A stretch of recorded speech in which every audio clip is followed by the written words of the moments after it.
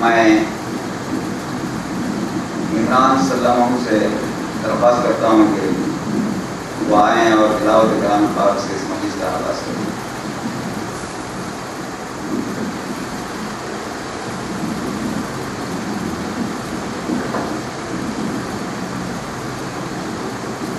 السلام علیکم ورحمۃ اللہ وبرکاتہ۔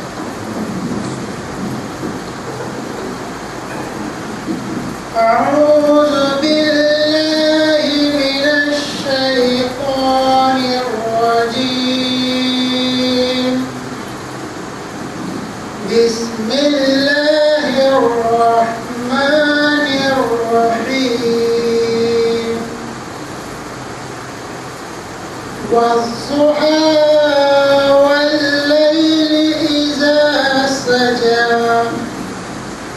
ما ودعك ربك وما قلى وللآخرة خير لك من الأولى ولسوف يعطيك ربك فترضى ألم يجدك يتيما فآوى ووجدك ضالا فهدى ووجدك عائلا فأغنى فأما اليتيم فلا تقهر وأما السائل فلا تنحر وأما بنعمة ربك فحدث صدق الله العظيم۔ السلام علیکم ورحمۃ اللہ وبرکاتہ۔ نحمده ونصلي على رسوله الكريم، أما بعد، فأعوذ بالله من الشيطان الرجيم، بسم الله الرحمن الرحيم۔ يا أيها الذين آمنوا لا تقدموا بين يدي الله ورسوله يا أيها الذين آمنوا لا ترفعوا أصواتكم فوق صوت النبي ولا تجهروا له بالقول كجهر بعضكم لبعض أن تحبط أعمالكم وأنتم لا تشعرون، صدق الله العظيم۔ إن الله وملائكته يصلون على النبي يا أيها الذين آمنوا صلوا عليه وسلموا تسليما، اللهم صل على سيدنا وشفيعنا وحبيبنا مولانا محمد وبارك وسلم۔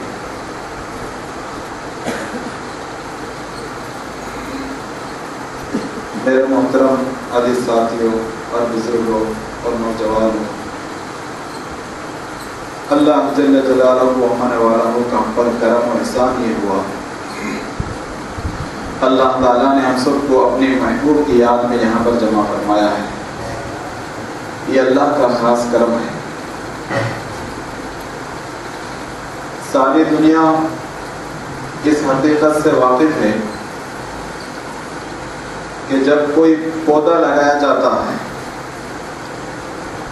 تو اس پودے کے لیے اس کے مناسب زمین ہونی چاہیے اور پھر اس کے مناسب موسم ہونا چاہیے۔ کچھ پودے، کچھ دانے ایسے ہوتے ہیں جو سرما میں لگائے جاتے ہیں، کچھ پودے ایسے ہوتے ہیں جو سرما میں بوئے جاتے ہیں۔ اگر آپ اس کو گرما میں بوئیں گے تو مر جائے گا، اور کچھ پودے ایسے ہوتے ہیں جو گرما میں لگائے جاتے ہیں، تو اس کو اگر دوسرے موسم میں لگا جائے تو ظاہر سی بات ہے کہ اس کی بھی نشو و نما نہیں ہوگی۔ اور بعض درخت کے لیے ایک خاص زمین درکار ہوتی ہے، اسی زمین میں وہ اگتا ہے، اس کو ایسی زمین ہونی چاہیے۔ اور بعض درختوں کو ایسا موسم ہونا چاہیے، دانا رہ کر بھی، ہم پودا لا کر بھی صحیح زمین اس کو میسر نہیں کر سکے، صحیح موسم اس کو نہیں دے سکے، صحیح آب و ہوا اس کو مل نہیں سکی، تو آپ نرسری سے پودا لانے کے باوجود، دکان سے دانہ لانے کے باوجود، آپ کے پاس دانہ رہنے کے باوجود، اس کو بونے کے باوجود بھی وہ چیز حاصل نہیں ہوگی جو تم حاصل کرنا چاہ رہے تھے۔ اسی طرح ٹھیک ایمان ایک پودا ہے، اس پودے کو محبت مصطفیٰ کی زمین ہونی چاہیے، ادب مصطفیٰ کی آب و ہوا موسم ہونا چاہیے، تو اس کے اندر نشود و نما پیدا ہوتا ہے۔ ایمان تو اقرار باللسان ہے، زبان سے تصدیق کر لینا اور دل سے اقرار کر لینے کا نام ایمان ہے۔ پودا تو مل گیا، دانا مل گیا، اگر دانا ملنے کے بعد اس کو صحیح زمین نہیں ملی، اگر وہ موسم نہیں ملا، تو دانا ملنے کے باوجود وہ دانا ضائع ہو جاتا ہے۔ ایمان ملا، ایمان کو محبت مصطفیٰ کی زمین اگر نہ ملی، محبت مصطفیٰ اگر اس کو نہ ملا، عظمت مصطفیٰ، ادب مصطفیٰ کی نشود و نما اس کو نصیب، ہوائیں اس کو نصیب نہیں ہوئی، موسم نصیب نہیں ہوا، تو ظاہر سے بات ہے کہ جس طرح دانا ضائع ہو جاتا ہے، اسی طرح ایمان بھی ضائع ہونے کے خطرے ہیں۔ اسی بات کو اللہ نے قرآن کریم میں جب بھی خطاب فرمایا، یا ایھا الناس، اے لوگو، یا ایھا الناس پورے قرآن کریم میں 10 جگہ آیا، اور جب بھی یا ایھا الناس کا خطاب ہوا وہ مکہ میں ہوا۔ مکے میں مسلمان بھی تھے، غیر مسلم بھی تھے، اپنے بھی تھے، پرائے بھی تھے، دوست بھی تھے، دشمن بھی تھے، عاشق بھی تھے، حاسد بھی تھے، تو وہاں پہ یا ایھا الناس کا لقب دیا گیا۔ مکے میں کہیں پر بھی یا ایھا الذین آمنوا کی آیت نازل نہیں ہوئی، 10 مرتبہ پورے قرآن کریم کے اندر یا ایھا الناس آیا ہے، اور 99 مرتبہ، یہ نہیں 99 مرتبہ یا ایھا الذین آمنوا آیا ہے۔ جب بھی یا ایھا الذین آمنوا کا خطاب ہوا وہ مدینہ منورہ میں ہوا، اور جب یا ایھا الناس کی بات آئی تو وہ مکہ معظمہ میں ہوا۔ یا ایھا الناس پورے قرآن کریم میں 10 جگہ آیا ہے۔ اب اس میں حکمت کیا ہے؟ مکہ مکرمہ میں یا ایھا الناس جب کہا گیا تو جس سے خطاب ہو رہا ہے تو ان کے مناسبت سے خطاب ہوتا ہے، تو جس کے مناسبت سے خطاب ہو رہا ہے تو وہاں پہ یا ایھا الناس کہا گیا۔ جب قرآن میں مکے میں یا ایھا الناس کہہ کر جب اللہ نے کہا تو وہاں پہ توحید کی اللہ نے مضمون آگے بیان فرمایا، رد شرک آگے بیان فرمایا، قیامت کی بات بیان فرمائی، موت کے بعد کی زندگی بیان فرمائی، رسالت کی بات بیان فرمائی، تقوی کی بات بیان فرمائی۔ یا ایھا الناس جہاں پر کہا تو وہاں پہ اپنے پرائے سارے تھے، تو وہاں پہ صرف توحید کی بات ہوئی، صرف توحید کی بات، قیامت کی بات۔ یہ پورے مکے کی زندگی میں کیوں؟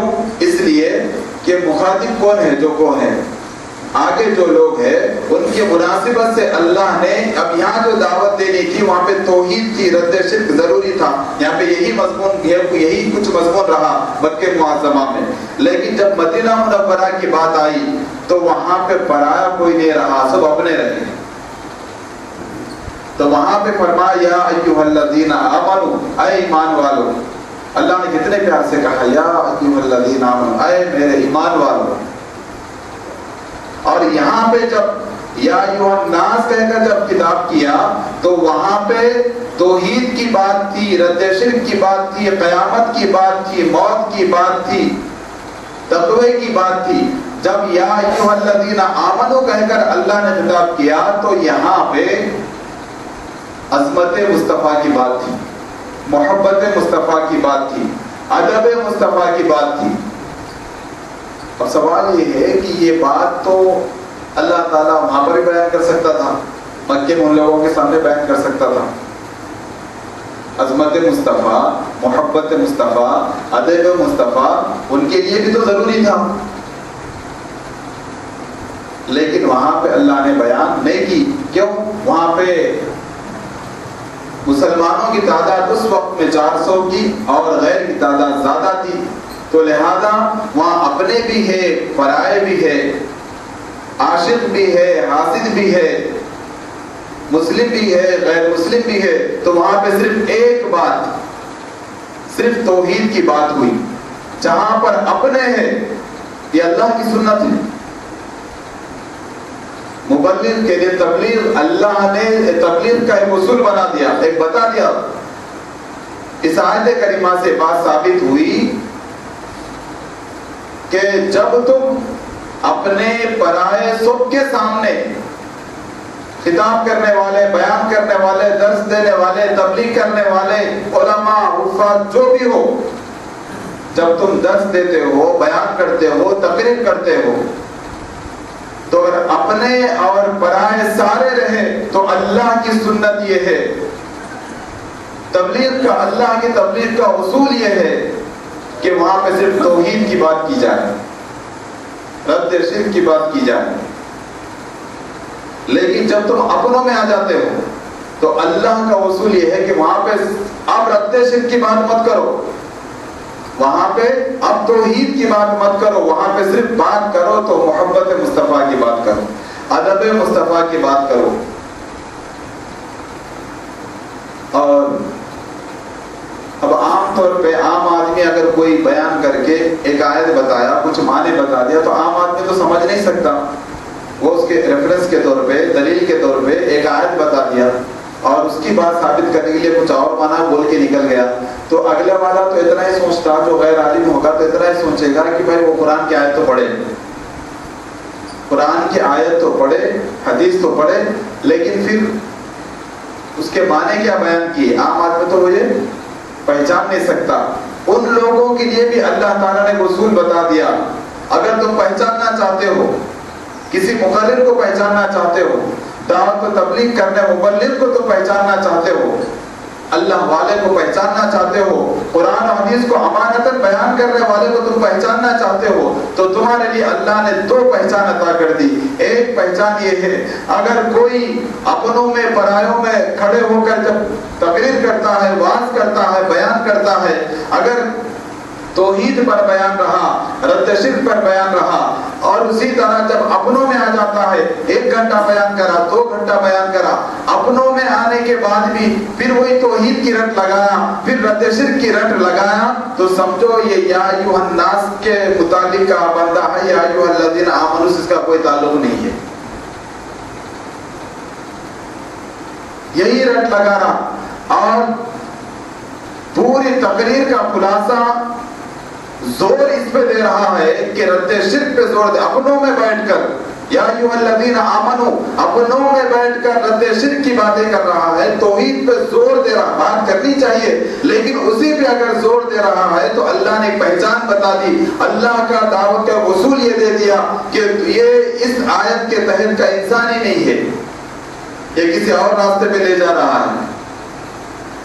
اگر کوئی محبت مصطفیٰ کو بنیاد بنائے، عظمت مصطفیٰ کو بنیاد بنائے، ادب مصطفیٰ کو بنیاد بنائے، باتیں تو قیامت کی بھی کرے، باتیں تو توحید کی بھی کرے، باتیں تو رد شرک کی بھی کرے، لیکن بنیاد محبت مصطفیٰ، ادب مصطفیٰ کو بنائے تو سمجھ جانا چاہیے کہ یا ایھا الذین آمنوا کے متعلق کہہ رہا ہے. یہ صراط مستقیم کا راستہ ہے.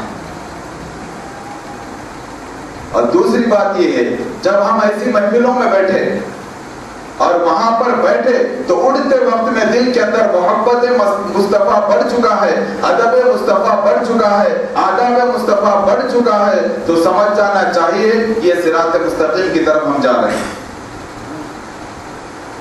اگر ایسی جگہ پہنچ گئے جہاں پہ اڑتے وقت میں حاصل تو کیا کرتے، جو تھا وہ بھی گیا، جو تھا وہ بھی گیا، تو سمجھ جانا چاہیے کہ یہ عام لوگوں کی بات، یا ایھا الناس کے متعلق یہ بات ہو رہی ہے۔ اللہ نے ایک اصول بتا دیا، اگر کوئی اپنوں میں رہ کر رد شرک کی نعرے لگاتا ہے، توحید کی بات مسلسل اسی پہ زور دیتا ہے، یہ تو اللہ کے دعوت کے سنت کے اصول کے خلاف ہے۔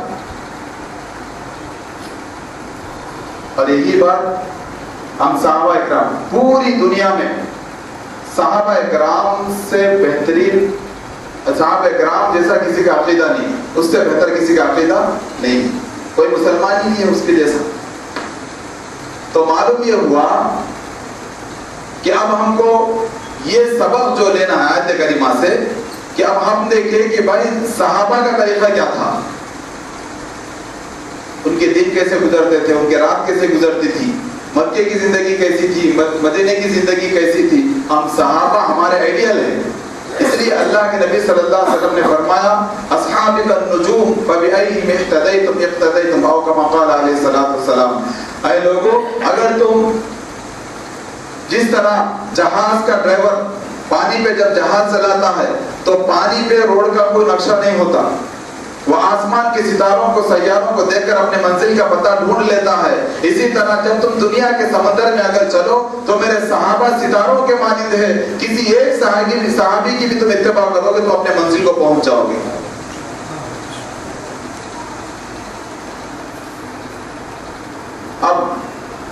اب صحابہ کا عقیدہ دیکھیے، صحابہ کی زندگی دیکھیے، قرآن کریم میں آیت نازل ہو گئی، اب یہاں پہ صحابہ مخاطب ہیں، تو اللہ نے یا ایھا الذین آمنو کہہ کر جب اللہ نے جب خطاب کیا تو وہاں پہ خود اللہ تعالیٰ توحید کی بات نہیں کیا، جہاں پر بھی قرآن کریم میں اللہ نے تقریباً 90 جگہ پر قرآن کریم کے اندر یا ایھا الذین آمنو کہا، تو یا ایھا الذین آمنو کے بعد والا جو مضمون ہے وہ محبت مصطفیٰ ہے، ادب مصطفیٰ ہے، توحید کی بات ہی نہیں ہے۔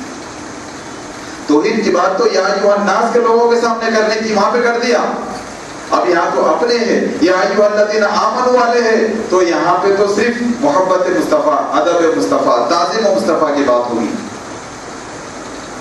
تو قرآن کریم آیت نازل ہو گئی، اللہ نے فرمایا کہ میرے محبوب کی آواز سے تمہاری آواز اونچی نہیں ہونی چاہیے۔ قرآن میں کیا اللہ نے سورہ حجرات میں کہا، اگر کسی کی آواز اونچی ہو گئی تو کیا ہوگا، ان تحبط اعمالکم، اس کے تمام اعمال برباد کر دیے جائیں گے۔ اب ایک بات، یہ تمام اعمال کا برباد ہو جانا یہ کفار کے لیے ہوتا ہے۔ ایک آدمی مسلمان تھا، مرتد ہو گیا، پورے اعمال برباد ہو گئے، تو اعمال کا مکمل طور پر کمپلیٹلی برباد ہو جانا یہ کفار کے لیے ہوتا ہے۔ اس کے بعد اللہ نے پھر کس کے بارے میں فرمایا، اگر میرے محبوب کی بے ادبی ہو گئی، تھوڑی سی ان کی آواز سے تمہاری آواز اونچی ہو گئی، ان تحبط اعمالکم، تمہارے پورے اعمال کو میں برباد کر دوں گا، وانتم لا تشعرون، اور تمہیں شعور بھی نہیں ہوگا۔ اب یہاں ایک سوال ہے، اے اللہ شعور کیوں نہیں ہوگا، ہمیں تمہیں محسوس بھی نہیں ہوگا، ہم تمہارے پورے اعمال کو برباد کر دیں گے۔ حج بھی ہوں گے اعمال میں، کوئی 50 حج کیا ہوگا، کوئی 80 سال کا نمازی ہوگا، کوئی ہر سال قربانی دیتا ہوگا، صدقے بھی ہوں گے، خیرات بھی ہوں گے، زکوٰۃ بھی ہوں گی، رمضان کے روزے بھی ہوں گے، سحر افطار ہوں گے، قرآن کریم کی تلاوت ہوگی، حج ہوں گے، سب عمرے ہوں گے، اس سب کے بارے میں فرمایا تم نے میرے محبوب کی تھوڑی سی بے ادبی کون سی، صرف آواز اونچی ہو گئی، اتنی بات، آواز اونچی ہو گئی تو تمہارے سارے زندگی کے روزے بھی گئے، حج بھی گئی، زکوٰۃ بھی گئے، تقویٰ بھی گیا، طہارت بھی گیا، سب ختم۔ ان تحبط اعمالکم، پورے اعمال برباد ہو جائیں۔ جب یہ آیت کریمہ نازل ہوئی تو ایک صحابی تھے، ان کی قدرت فطرت ان کی آواز اونچی تھی، جب آیت نازل ہو گئی فوراً گھر پہنچے، دروازہ بند کر دیا، 3 دن تک کھانا پانی بند، اور روتے رہے، بیوی بچے پریشان، کسی کو کوئی جواب نہیں دیتے، دروازہ بند کر دیا۔ اللہ کے نبی صلی اللہ علیہ وسلم نے صحابی سے پوچھا کہ وہ آنے رہے 3 دن ہو گئے، کیا بات ہے؟ تو انہوں نے کہا کہ اللہ کے نبی اجازت ہو تو میں معاملہ کیا ہے معلوم کر لیتا ہوں. تو وہ گئے اور جا کر دستک دی, کھولے, کیا بات ہے؟ تو انہوں نے کہا کہ تم نے نہیں سنا اللہ نے قرآن کریم میں آیت نازل کر دی ان تحبط اعمالکم, میرے محبوب سے تھوڑی بھی آواز تمہاری, ان کی آواز کی جو سطح ہے اس سے تھوڑی بھی اگر اونچی ہو گئی تو تمہارے پورے زندگی کے اعمال برباد ہو جائیں گے. میری آواز ہی فطرتاً ایسی, اس کئی مرتبہ میں اسی انداز میں بات کر چکا ہوں, ارادتاً نہیں تھا, گستاخی کی نیت سے نہیں تھا, وہ فطری نیچرلی ویسے ہی تھی, ان کی آواز ہی ویسی تھی, بلند آواز تھی. تو یہ آیت نازل ہو گئی تو اب وہ صحابی رو رہے ہیں کہ اب تو میں لٹ گیا, میں تو برباد ہو گیا, میں تو پوری زندگی برباد ہو گئی, پورے اعمال برباد ہو گئے, اسی لیے میں رو رہا ہوں. جب یہ معاملہ لے کر اللہ کے نبی صلی اللہ علیہ وسلم کے پاس پہنچے, آپ نے پورا واقعہ بیان کیا. اللہ کے نبی صلی اللہ علیہ وسلم فرمائے جا کے کہہ دو اس کی جنت کی ذمہ داری میں لیتا ہوں, اور پورے مدینے میں اعلان کر دیا کہ وہ جنتی ہے, وہ جنتی ہے. کیوں؟ اس لیے کہ وہ ارادتاً نہیں تھا, صحابہ کی آپ کی محبت, آپ کی عظمت کا, ادب کا یہ عالم تھا کہ فطرتاً وہ آواز اگر اونچی ہو گئی تھی, وہ بھی قرآن کریم کی آیت نازل ہونے سے پہلے کی بات تھی, لیکن محبت صحابہ, عظمت صحابہ نے اس بات کو گوارا نہیں کیا کہ 3 دن تک کھانا پانی سب بند, دروازہ بند, نہ بیوی سے ملاقات, نہ بچوں سے, نہ دنیا والوں سے, اپنی دنیا میں پڑے رہ گئے. یہ ہے محبت مصطفیٰ اور ادب مصطفیٰ. اور عبداللہ بن عباس رضی اللہ تعالیٰ, عبداللہ بن عبد المطلب آپ کے چچا ہیں, کسی نے عبداللہ بن عبد المطلب رضی اللہ تعالیٰ سے پوچھا, عمر کے تعلق سے سوال کیا. روایت میں بات ملتی ہے کہ بھائی عمر میں آپ بڑے ہیں کہ حضور بڑے ہیں؟ چچا ہے باپ کے برابر ہوتے, تو عمر میں آپ بڑے یا حضور بڑے؟ صحابہ کا عقیدہ دیکھیں, صحابہ کی محبت دیکھیں. تو انہوں نے کیا کہا کہ بڑے تو حضور ہی ہے, بڑے تو حضور ہی ہے, بس میں تھوڑا پہلے پیدا ہو گیا.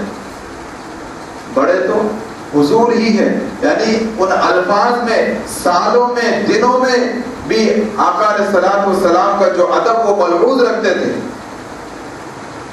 کہ اگر یہ کہیں بھی دیتے کہ عمر میں تو میں بڑا ہوں تو کوئی ایسی بات نہ تھی, لیکن کیا بات, صحابہ کرام وہی تو اللہ کے نبی صلی اللہ علیہ وسلم سے جو باتیں صحابہ کی زندگی میں ہمیں ملتی ہے, اگر ہم صحابہ سے پوچھیں, اور بھی ایسے واقعات ہیں. ابوبکر صدیق رضی اللہ تعالیٰ عنہ سے خود آقا علیہ الصلوۃ والسلام خود پوچھیں, ابوبکر آپ بڑے ہیں کہ میں بڑا ہوں عمر میں؟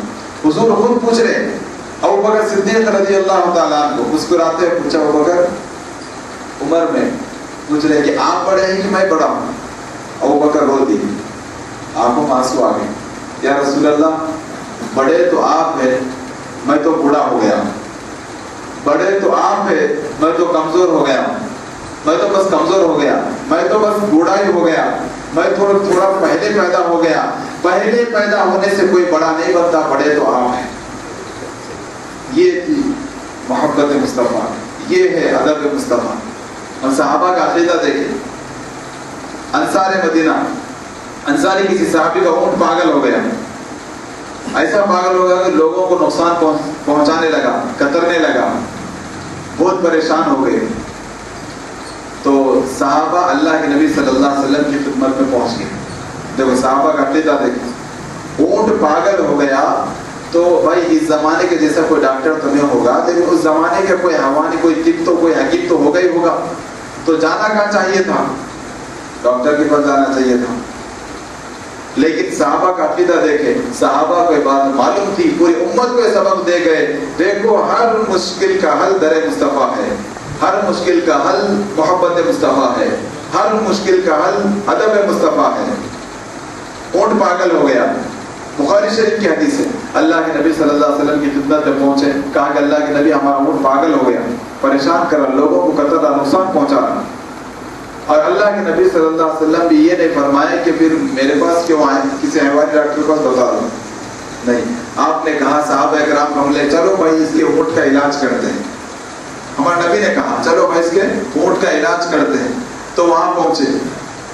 جب اونٹ قریب تھا تو ان کے گھرانے کی جو خواتین تھی اور جو بچے تھے محبت تھی حضور سے ایسی, تو انہوں نے کہا کہ اللہ کے نبی آپ آگے مت بڑھیے, یہ پاگل ہو گیا, یہ اونٹ پاگل ہو گیا, آپ آگے بڑھے تو ہو سکتا ہے کوئی نقصان پہنچائے. اتنے سارے لوگوں کو نقصان پہنچایا ہے. حضور سے محبت ایسی تھی کہ آپ کو آگے بڑھنے سے وہ لوگ روک رہے تھے, معصوم بچے بھی روک رہے تھے کہ اللہ کے نبی آگے مت بڑھیے, ہو سکتا ہے آپ کو نقصان پہنچائے.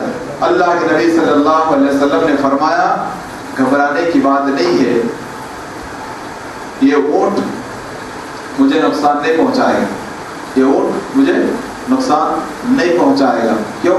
اس لیے کہ وہ میری شان کو, میرے مرتبے کو جانتا ہے. ایک تو جانور ہے, جانور پاگل ہو گیا, جانور بھی ہو اور پاگل جانور ہو, وہ بھی عظمت مصطفیٰ شان مصطفیٰ کو سمجھتا ہے. اگر ایمان والا ہوتے ہوئے اگر عظمت مصطفیٰ کو سمجھ نہیں سکا, محبت مصطفیٰ کو سمجھ نہیں سکا, تو پھر ایمان کیا رہا؟ تو روایت میں بات ہے کہ اللہ کے نبی صلی اللہ علیہ وسلم آگے بڑھے اور اس اونٹ کے پیشانی پہ جو بالوں کا جو چھوٹا بچہ جو ہوتا اس کو پکڑے اور پکڑ کے بولے کہ چل لوگوں کو پریشان نہیں کرنا, اپنا کام کر.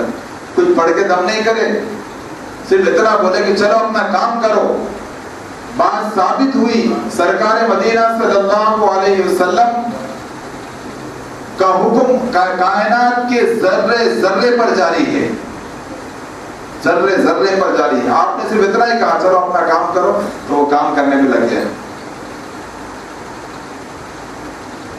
اللہ کے نبی صلی اللہ علیہ وسلم آج اللہ والوں کی صحبت میں, خانقاہ نظام میں, جو ہمیں اللہ اللہ کروا کر اللہ والوں کی جو ہم جوتیاں سیدھا کرتے ہوئے اور ان کے قدموں میں پڑے رہ کے جو محنتیں, جو مجاہدے ریاضتیں کروائے جاتے ہیں, مقصود یہ ہے کہ ان کا اپنا ہاتھ چومانا, اپنا پیر چومانا مقصود نہیں ہے. ہمارے اندر ادب پیدا کرنا مقصود ہے.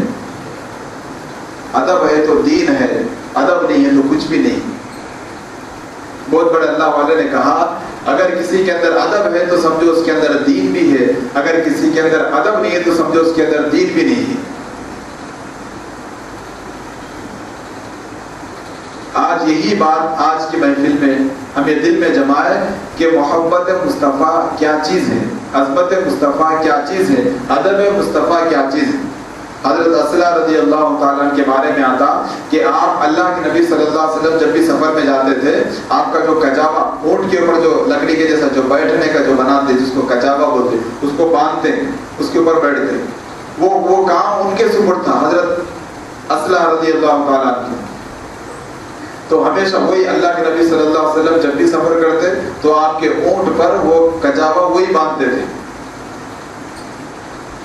تو ایک مرتبہ صبح میں جب سفر کرنا تھا تو اسی رات کو حضرت اصلہ جب آرام کر رہے تو ان کو نہانے کی حاجت ہو گئی. صبح اٹھے تو سرما کا سخت سردی. اب ایسا محسوس ہو رہا تھا کہ اگر اس وقت میں پانی نہ آئے تو ہو سکتا ہے کہ موت واقع ہو جائے, اتنی سردی. اور وہاں پر آقا علیہ الصلوۃ والسلام کی روانگی کا وقت قریب ہے, جا کے کجاوا باندھنا ہے. اب اس حالت میں انہوں نے گوارا نہیں کیا بھائی اس حالت میں جا کے میں کجاوا باندھ دوں. جس پہ آقا علیہ الصلوۃ والسلام تشریف فرما ہوتے تھے تو اس لکڑی کا بھی صحابہ کرام ایسا ادب کرتے کہ اس حالت میں اس کو نہ چھوتے. اور کسی ایک صحابی کو آپ نے کہا کہ جاؤ آج میری یہ حالت ہے, میں آ نہیں سکتا اور اس وقت بھی کم ہے, ٹھنڈا پانی نہا نہیں سکتا, تو لہذا میری جگہ اس کام کو تم پورا کر دو. وہ دوسرے صحابی گئے اور انہوں نے وہ کجاوا باندھ دیا. اللہ کے نبی صلی اللہ علیہ وسلم جب آ کر بیٹھے تو وہ صحیح باندھا نہیں گیا تھا.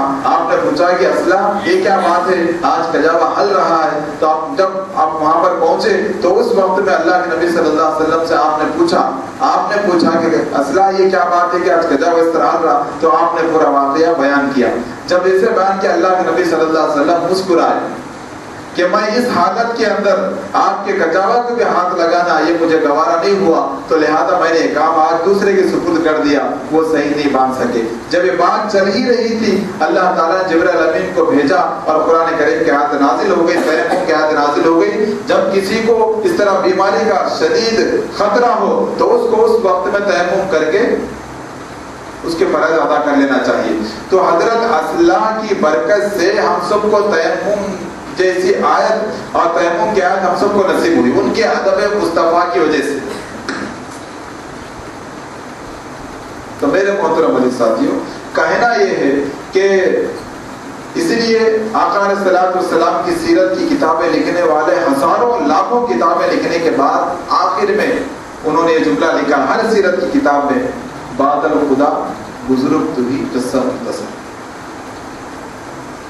اب کوئی بیان نہیں کر سکا۔ تو اللہ والوں کی صحبت، یہ خانقاہ نظام، اب اللہ اللہ تو کر رہے ہیں، تو مقصود یہ ہے کہ ہمارے اندر وہ محبت آ جائے، وہ ادب آ جائے، اور یہ اللہ والوں کے قدموں میں ہی یہ چیزیں نصیب ہوتی ہیں۔ اس لیے آج ضروری ہے، اللہ نے ہم پر کرم کیا کہ خانقاہ محمدی سے ہم سارے منسلک ہوئے۔ اللہ سے ہم ہمیشہ دعا کریں کہ اللہ تعالیٰ اللہ کو ہمارے گنہگار جسم، یہ گنہگار انسان اللہ کو کیسے پسند آ گیا کہ اللہ تعالیٰ نے ہمیں اللہ والوں کی نسبت عطا فرمائی۔ ہم اللہ تعالیٰ سے دعا کریں کہ اللہ تعالیٰ نے اللہ والوں کی قدر کرنے کی توفیق عطا فرمائے، اور اللہ تعالیٰ ہمارے ایمان کو رشد و نما جس طرح پودے کو ملتی ہے، اس کو موسم ملتا ہے، اس کو صحیح زمین ملتی ہے، اسی طرح ہم کو محبت مصطفیٰ، ادب مصطفیٰ، عظمت مصطفیٰ ہم سب کو نصیب ہو۔ اللہ تعالیٰ ہمیں توفیق عطا فرمائے۔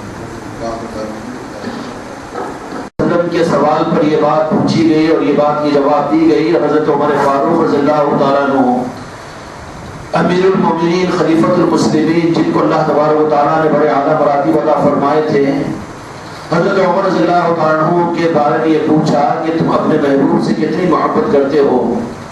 حدیث کی بڑی کتابوں میں یہ روایت بڑی تفصیل کے ساتھ میں آئی ہے، بالخصوص مسلم شریف کی یہ حدیث ہے۔